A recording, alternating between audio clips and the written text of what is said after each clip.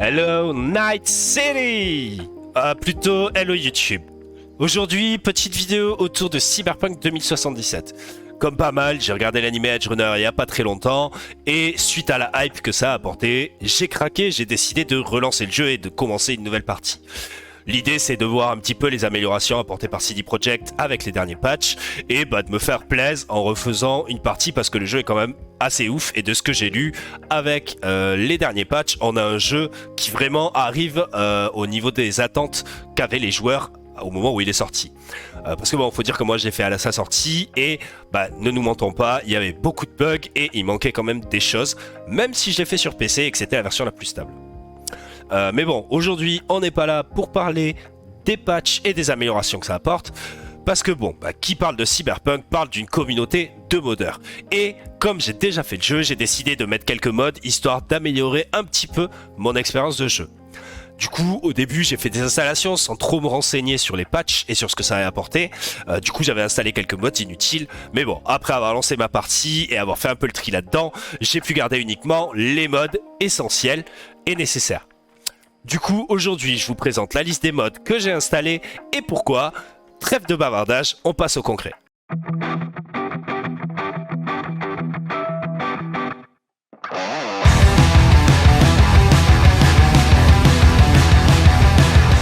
On est parti. Du coup, commençons par la base de la base. Moi, pour tous mes mods et pour les installations, je passe par le site Nexus Mod. Pour ceux qui connaissent pas, c'est un site où il y a des mods pour des dizaines et même des milliers de jeux en fait. C'est très simple d'utilisation. Il vous suffit de vous inscrire, de vous connecter. C'est bien évidemment gratuit et une fois que ça c'est fait, vous avez accès à tous les mods du site. Notamment pour les Elder Scrolls, pour les Fallout, Cyberpunk entre autres et tous les autres jeux que vous pourrez aller chercher. Je vous laisserai le plaisir de faire ça. En plus, ce site dispose de sa propre plateforme de modding, c'est-à-dire qu'il a un logiciel qui installe lui-même tous les mods. Ça s'appelle Vortex. Vortex, c'est leur logiciel. Une fois inscrit, vous pourrez le télécharger. C'est facile, ça prend quelques minutes. Et à partir de là, il détecte, lui, les jeux que vous avez installés sur votre ordi parmi ceux que gérés par le site. Et à partir de là, vous pourrez installer vos mods. Vous définissez quel jeu est actif et vous aurez accès à toute votre liste de mods. Alors du coup, une fois que vous êtes inscrit sur le site et que vous avez téléchargé Vortex, va y avoir quelques mods prérequis à installer qui vont permettre aux autres mods de fonctionner. Eux, ils apportent pas directement des modifications en jeu, mais par contre, ils vont faire fonctionner tout le reste de vos mods. Alors du coup, le premier, c'est la base de la base, c'est Cyber Engine Tweaks. Celui-là, c'est un mode qui est vital pour les modeurs parce qu'il leur permet de faire beaucoup de débugage notamment. En tant que joueur, il vous permet de tricher en utilisant des lignes de commande, vous rajoutez de l'argent, vous rajoutez des items, des niveaux, des points de stats, enfin bref, plein de choses. Ici, c'est pas le sujet. Ce qu'il faut savoir, c'est que c'est un prérequis à un max de mods, notamment tous ceux que moi j'ai installés. Alors, petite précision, pensez bien à aller lire le wiki associé, ok? Parce que du coup, il y a quelques petits trucs pour l'installation, notamment, petite chose à savoir, il faut désactiver absolument tous les overlays que vous pouvez avoir sur votre PC. Les Discord, Steam, GeForce et autres. Donc pensez à désactiver tous les overlays, sinon la console ne s'affichera pas. Après à l'installation, quand vous démarrez le jeu, la première fois après votre install, la console va s'ouvrir toute seule et vous aurez à paramétrer une touche pour ouvrir votre console ou une combinaison de touches, peu importe. Après celui-là, on va passer sur Appearance Menu Mode. Celui-là, il rajoute une console à Cyber Engine Tweaks. C'est un petit ajout pour faire du débugage, notamment au niveau des apparences, si jamais vous rajoutez des modes qui modifient les PNJ ou votre personnage. Moi, c'est mon cas, donc du coup, j'ai dû l'installer. C'est loin d'être vital pour la plupart des modes. Vous verrez dans les requirements, c'est quasiment que des modes esthétiques qui demandent ce mode-là. Après ça, on va avoir deux modes qui vont apporter des nouveaux scripts dans le jeu. Donc on a Red Script et Red Forex qui sont des prérequis pour pas mal de modes aussi. On va avoir Input Loader, donc celui-là ça permet de modifier, de faire des modifs dans les inputs du jeu. Ensuite, on a ArchiveXL qui rajoute pareil des Extension Loader. Et les deux derniers, ça va être des modes plutôt utilitaires. C'est deux petits modes qui permettent d'ajouter des options pour les paramétrages de mode quand ceux-ci le permettent. Donc vous verrez, voilà, en dessous des paramètres, vous avez un petit menu mode et là, mode settings qui vous permettent donc d'aller modifier des paramètres quand vous en aurez besoin et quand les modes le permettront surtout. Ensuite, on va passer à des modes de gameplay. Donc ceux-là, ils vont modifier directement le jeu et notamment le gameplay du jeu. Alors pour moi, la base de la base, ça c'est l'essentiel. Separate Dodge Key. Celui-là, il permet tout simplement d'avoir le dodge sur une touche à part, chose qui n'est pas configurable dans le jeu. Il faut penser à aller dans les fichiers de paramétrage. Une fois que vous avez installé le mode, il faut aller trouver le petit fichier qui va bien pour paramétrer sa touche. Moi en l'occurrence, je l'ai mis sur contrôle, c'est vachement plus agréable que de devoir double-cliquer sur une touche. D'autant plus qu'en jeu, il existe l'option de désactiver le dodge par un double-clic. Par contre, on n'a pas la possibilité de configurer une autre touche. Du coup, ce mode apporte ce petit correctif qui pour moi est juste vital parce qu'au corps à corps, le dodge c'est quelque chose qu'on utilise beaucoup dans le jeu. Ensuite, on va voir Life Path Bonuses. Alors, celui-là, il apporte pas mal de modifications et assez importantes. C'est pas forcément obligatoire, mais ça rend le jeu un peu plus RP, on va dire.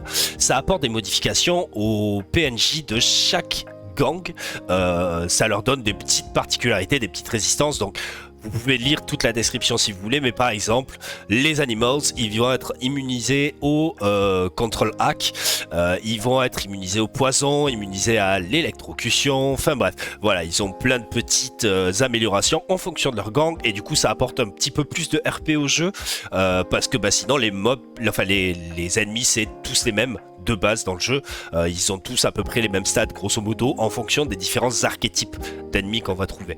Ensuite, on a AI Netrunner Enhance.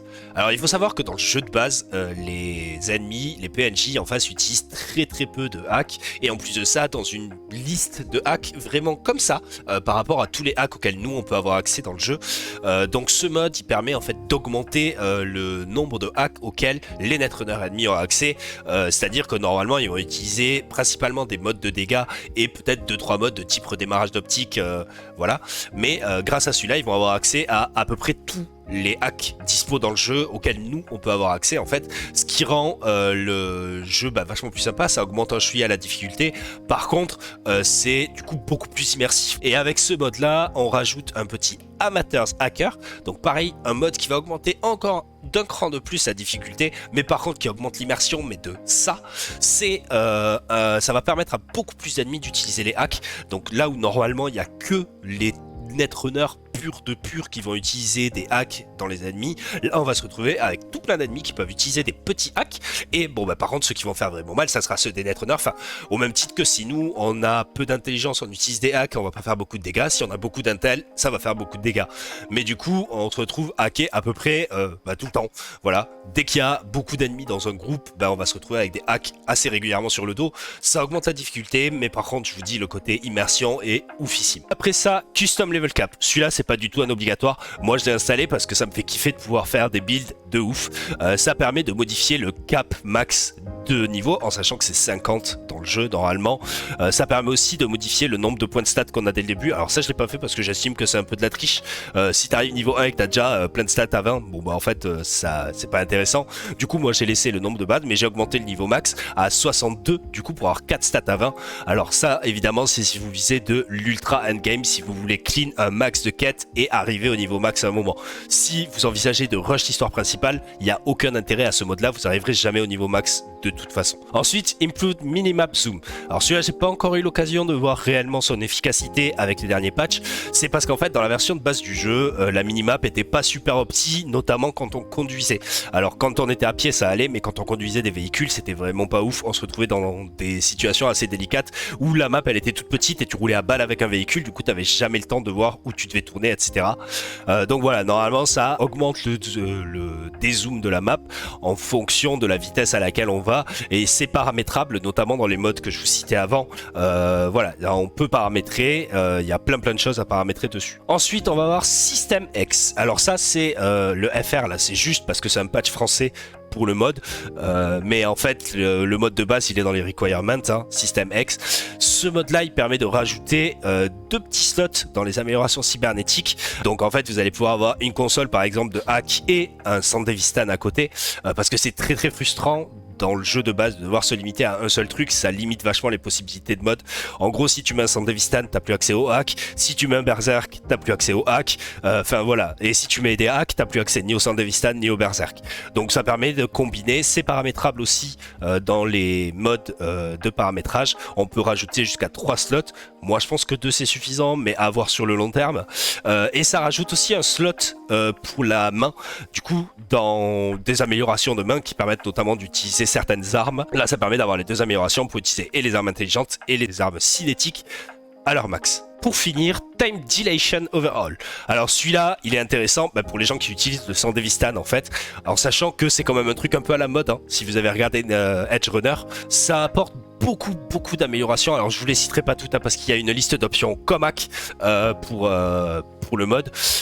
C'est tout paramétrable, ça rajoute notamment des possibilités de contrer, enfin de reflect les balles avec des katanas quand on est sous Sandevistan. En gros, ça améliore le ressenti quand on joue en Sandevistan. Pour finir cette petite sélection de modes, du coup, on va passer sur des modes d'ordre esthétique. Là, c'est purement pour le plaisir des yeux qu'on le rajoute. Donc le premier, c'est Enhanced Big Breast Body Mode. En gros, ça retouche le corps de notre personnage. Avec ce mode-là, il est dans les prérequis. Il y a Vanilla Clothes Refits. Donc du coup, ça adapte tous les fringues de base du jeu à ce mode de modification. Perso, j'ai rajouté aussi des modes qui retouchent carrément les fringues, qui nous donnent plus de variété en fait dans les vêtements de base, parce que je trouve que les vêtements vanilla sont un peu limités en termes de skin.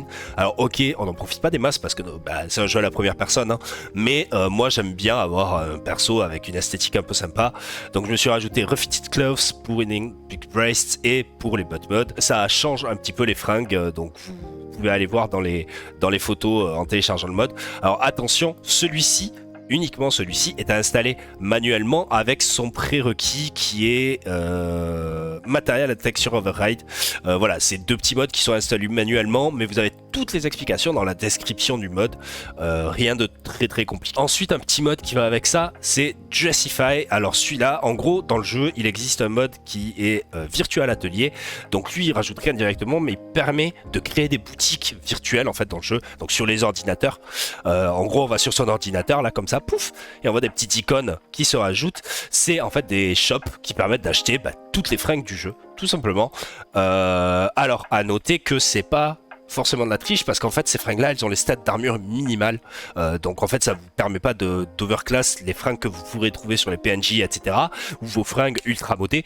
Par contre, comme maintenant dans le jeu il existe une option où on peut créer des tenues juste pour changer l'apparence de notre personnage, du coup c'est vachement intéressant parce que du coup tu les achètes, pouf, tu les mets en apparence, tu fais tes tenues et derrière voilà, ça te permet de modifier à volonté la tenue de ton personnage autant que tu en as envie. Donc du coup cette version de Dressify est valable pour les fringues refit du coup qui sont retouchées des 2 modes que je vous ai expliqué juste avant. Et voilà, du coup c'est tout pour ma sélection de modes. N'oubliez pas surtout de regarder sur Nexus Mode tous les requirements etc. Je suis pas passé par tous les modes, il y en a quelques-uns que moi j'ai installé uniquement parce qu'ils sont requis par d'autres modes. Donc vraiment faites attention à ça. J'espère que la vidéo vous aura plu.